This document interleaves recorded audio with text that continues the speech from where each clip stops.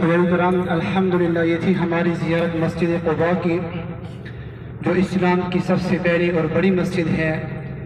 آپ صلی اللہ علیہ وسلم کا فرمان ہے کہ جو شخص اس مسجد کے اندر 2 رکعت نماز نوافل ادا کرے گا اس سے مقبول عمرے کا ثواب ملے گا۔ تو الحمدللہ سب نے یہاں پر زیارت بھی کی ہے، نوافل بھی ادا کیے۔ آپ سب کو ہماری طرف سے عمرہ مبارک و حج کرام۔ پیدل آنا چاہتے ہو، جیسا کہ پہلے بتایا ہے، حرم کا 309 نمبر گیٹ ہے، سیدھا راستہ بنا ہوا ہے مسجد قباء کی طرف۔ پیدل بھی یہاں پر آ سکتی ہیں، ایک سے 20-25 منٹ لگ جاتے ہیں، یہاں پر آ سکتے ہیں پیدل بھی۔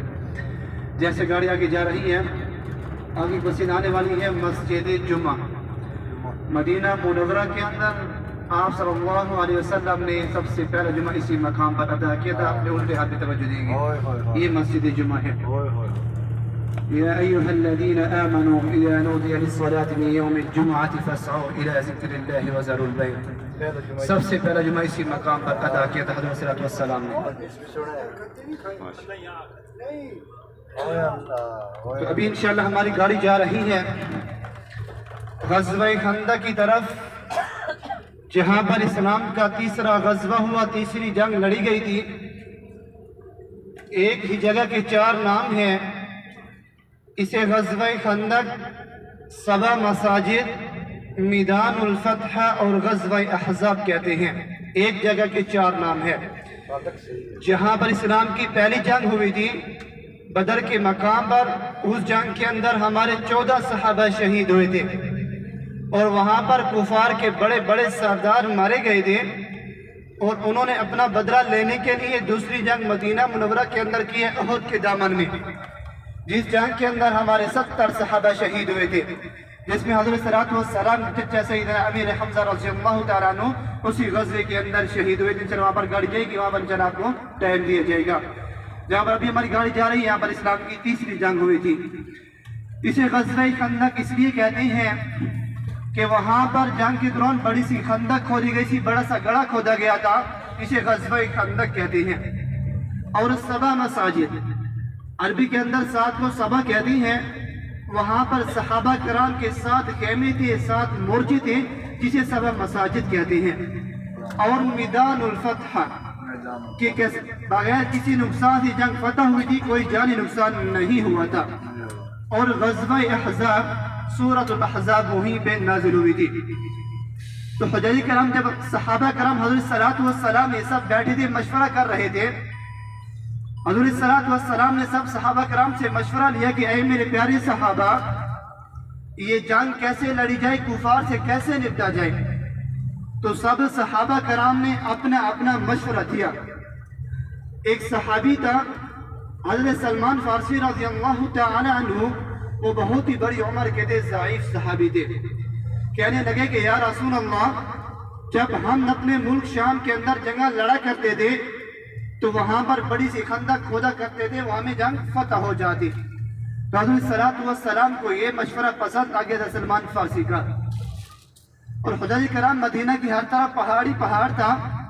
مدینہ منورہ کے اندر کفار مکہ کا داخل ہونے کا ایک راستہ تھا جنگ لڑنے کے لیے۔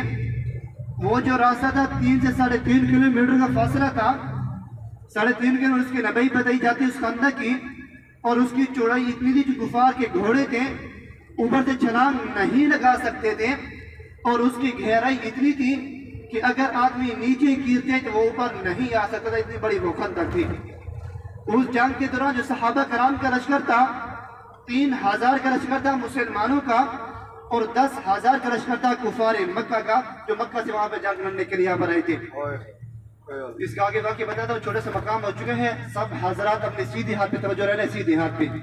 جو آپ کو مدرسہ بتا رہا تھا قصبۃ العالیہ، جہاں پر حضرت صلی اللہ علیہ وسلم کا استقبال کیا گیا تھا۔ جب مسجد قباء سے مسجد نبوی کی طرف جا رہے تھے، راستے میں کچھ بچوں نے استقبال کیا تھا، جب بجا کر طلع البدر علینا طلع البدر علینا، یہ سیدھے ہاتھ پہ توجہ دی کہ مدرسہ آ چکا ہے، آگے آنے والا مدرسہ۔ یہاں پر بھی سعودی کے بچے پڑھتی ہے، چھوٹا سا مدرسہ ہے۔ اسی مقام پر حضرت صلی اللہ علیہ وسلم کا استقبال کیا گیا تھا۔ اور یہ آگے ڈبل روڈ بنا ہوا ہے، یہ سیدھا راستہ آ رہا ہے مسجد نبوی کی طرف، مسجد قباء کی طرف جا رہی ہے راستہ، یہ ڈبل روڈ بنا ہوا ہے، یہ پیدل تجار کے لیے راستہ بنا ہوا ہے۔ اور یہ سب مدرسہ آپ کی سیدھے ہاتھ پہ۔ یہ قصوۃ الحال لکھا ہوا ہے، یہاں پر حضور الصلوۃ والسلام کا استقبال کیا گیا تھا، اور یہ وہی مسجد آ چکی ہے، مسجد جمعہ ہے آپ کو الٹے آپ کو، اور یہ آگے ڈبل روڈ بنا ہوا ہے، یہ سیدھا آپ کی پیدل کی زیارت ہے، سیدھا آ سکتے ہیں آپ کسی بھی ٹائم، یہ سیدھا مسجد خدا کے راستہ بنا ہوا ہے۔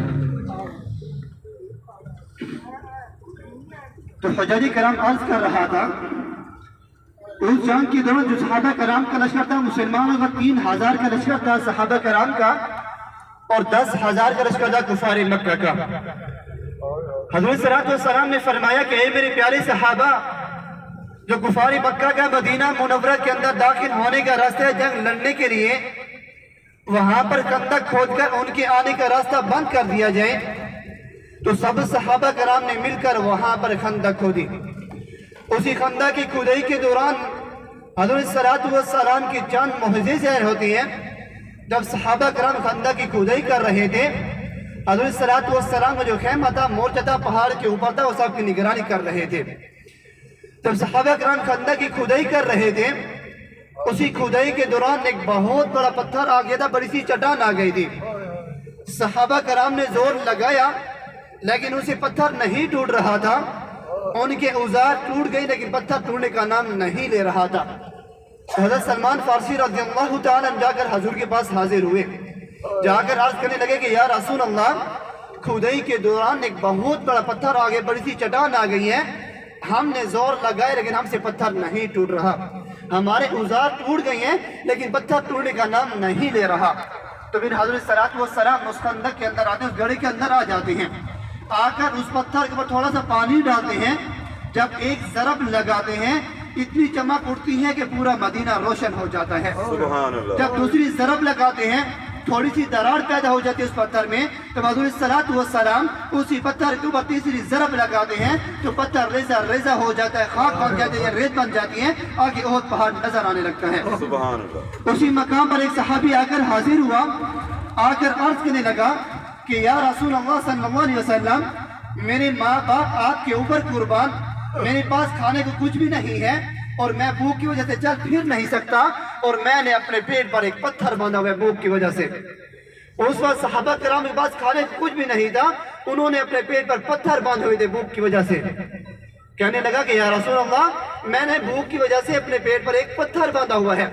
تو قربان جب حضرت صلی اللہ علیہ وسلم کے اوپر جب انہوں نے اپنا کرتا مبارک اٹھا کر دکھایا تو انہوں نے اپنے پیٹ پر 2 پتھر باندھے ہوئے تھے بھوک کی وجہ سے۔ سبحان اللہ۔ اتنے میں حضرت جابر رضی اللہ عنہ سب عالم دیکھ رہے تھے، وہ فوراً دوڑے ہوئے گھر میں چلے گئے، گھر والی کو کہا کہ اللہ کی بندی گھر میں کچھ کھانے کو ہے، میں نے صحابہ کرام کو دیکھا ہے، حضرت صلی اللہ علیہ وسلم کو دیکھ کر آیا ہوں، ان کے اوپر بھوک کا علم ہے، بھوک کا واقع ہے، اور انہوں نے اپنے پیٹ پر پتھر باندھے ہوئے بھوک کی وجہ سے۔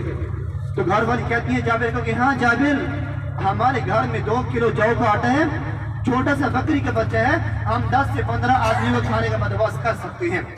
تو حضرت جابر واپس آ کر حضور کے پاس حاضر ہوا، آ کر عرض کرنے لگا کہ یا رسول اللہ، میرے گھر میں 2 کلو جو کا آٹا ہے اور چھوٹا سا بکری کا بچہ ہے، میں 10 سے 15 آدمیوں کو کھانے کا بندوبست کر سکتا ہوں۔ تو حضرت صلی اللہ علیہ وسلم دعوت قبول کر لیتے ہیں، کہتے ہیں کہ جا جابر، کھانے کو تیار کر، جب تک میں نہ کہوں تو چولہے سے ہانڈی کو نیچے نہیں اتارنا۔ حضرت جابر چلے جاتے ہیں، بکری کے بچے کو ذبح کرتے ہیں، کھانا تیار کیا جاتے ہیں۔ اور حجاجی کرام خندق کی کھدائی کے دوران جو صحابہ کرام کا لشکر تھا 3000 کا، حضرت صلی اللہ علیہ وسلم نے 1500 صحابہ کرام کو فرمایا کہ اے میرے پیارے صحابہ، آج ہمارے کھانے کا بندوبست حضرت جابر کے گھر میں ہے۔ کھانا تھا 10 سے 15 آدمیوں کا، حضرت صلی اللہ علیہ وسلم نے 1500 صحابہ کو دعوت دے دی ہے۔ جیسے حضرت جابر کو پتہ چلتا ہے میرے گھر میں 10 سے 15 آدمیوں کو کھانا ہے، حضرت صلی اللہ علیہ وسلم نے 1500 صحابہ کو دعوت دے دی ہے، تو وہ پریشان ہو جاتے ہیں۔ تو بیوی کہتی ہیں کہ اے جابر، تم کیوں پریشان ہوتے ہو؟ ہمارے گھر میں کون آ رہا ہے؟ ہم نے کس کی دعوت کی ہوئی ہے؟ تمہیں پریشان ہونے کی ضرورت نہیں ہے، حضور جانے، صحابہ جانے، اللہ جانے، تم کیوں پریشان ہوتے ہو؟ جیسے حضرت صلی اللہ علیہ وسلم صحابہ کرام کا لشکر لے کے حضرت جابر کے گھر میں پہنچ جاتے ہیں، چولہے سے ہانڈی کو اٹھاتے ہیں، اس ہانڈی کے اندر، اس سالن کے اندر اپنا لواب مبارک ڈالتے ہیں، یعنی دھوپ ملاتے ہیں، اوپر سے کھانے کو ڈھانپ لیتے ہیں۔ جب صحابہ کرام کی صفیں بن جاتی ہیں، کھانا تقسیم کیا جاتا ہے، 1500 صحابہ کرام پیٹ بھر کر کھانا کھا لیتے ہیں، لیکن کھانا ختم نہیں ہوتا، کھانا بچ جاتا ہے۔ تو پھر حضرت صلی اللہ علیہ وسلم نے فرمایا کہ اے جابر، اس کھانے کو آس پاس میں پڑوس میں تقسیم کیا جائے۔ وہ کھانا پڑوس میں تقسیم کیا گیا تھا لیکن کھانا پھر بھی بچ گیا تھا، ختم نہیں ہوا تھا. حضرت جابر رضی اللہ عنہ جیسے کھانے کو دیکھتا ہے، کھانا ویسے کہ ویسے پڑا ہوتا ہے، دیکھنے کے بعد وہ ختم ہو جاتا ہے. حضرت صلی اللہ علیہ وسلم نے فرمایا کہ اے جابر، اگر اس کھانے کو تو قیامت تک نہ دیکھتا تو قیامت تک یہ کھانا چلتا رہتا وہاں پر. ایک موجزہ تھا حضرت صلی اللہ علیہ وسلم اس خندق کے مقام پر 10 سے 15 آدمی کو کھانا تھا، 1500 صحابہ نے کھانا ختم نہیں ہوا تھا، کھانا بچ گیا تھا. اور حجاج کرام جسے سبا مساجد کہتے ہیں، وہاں پر صحابہ کرام کے ساتھ مسجد تھی، ساتھ خیمے تھے جنگ کے دوران. تو نماز کا ٹائم ہو گیا تھا. حضرت صلی اللہ علیہ وسلم نے فرمایا کہ میرے پیارے صحابہ، جہاں بھی کھڑے ہو جن مورچوں کے اندر، وہاں پر اپنی اپنی نماز ادا کر لو. اگر اجتماعی نماز کراتے تھے جماعت کے ساتھ، ڈر تھا کہ کہیں کفار حملہ نہ کر لیں، اس لیے حضور نے فرمایا کہ میرے پیارے صحابہ، جہاں بھی کھڑے ہو جن مورچوں کے اندر، وہاں پر اپنی اپنی نماز ادا کر لو. تو صحابہ کرام نے وہاں پر نماز ادا کی تھی. پہلے ان کے ساتھ خیمے تھے، ساتھ مسجد تھی. سعودی گورنمنٹ نے 2 مسجد کو شہید کر کے بڑی سی مسجد تعمیر کی ہے، اس کا نام رکھا گیا جامع الخندق. 4-5 مسجد باقی انشاءاللہ میں اس کی نشاندہی کرواتا ہوں. یہاں سے گاڑی ہماری ہوتے ہوئے جائے گی مسجد قبلتین کے اندر، وہاں پر آپ لوگوں نے نوافل ادا کرنی ہے مسجد قبلتین میں. یہ مسجد سب بند ہوتی ہے، انشاءاللہ میں اس کی نشاندہی کرواتا ہوں. اس کے بعد قبلتین میں آپ لوگوں نے نوافل ادا کرنی ہے، یہ سب مسجد بند ہوتی ہیں. جہاں پر حضرت صلی اللہ علیہ وسلم کا خیمہ تھا جنگ کے دوران، اس مسجد کا نام ہے مسجد فتح. اس خیمے کے اندر حضرت صلی اللہ علیہ وسلم 3 دن لگاتار دعا مانگتے رہے کہ یا اللہ ہمیں اس جنگ سے فتح نصیب فرما. سوار کے دن، منگل کے دن، بدھ کے دن، بدھ کی شام کو جبریل امین پیغام لے کر آیا کہ یا رسول اللہ آپ کو اس جنگ سے فتح نصیب ہوگی.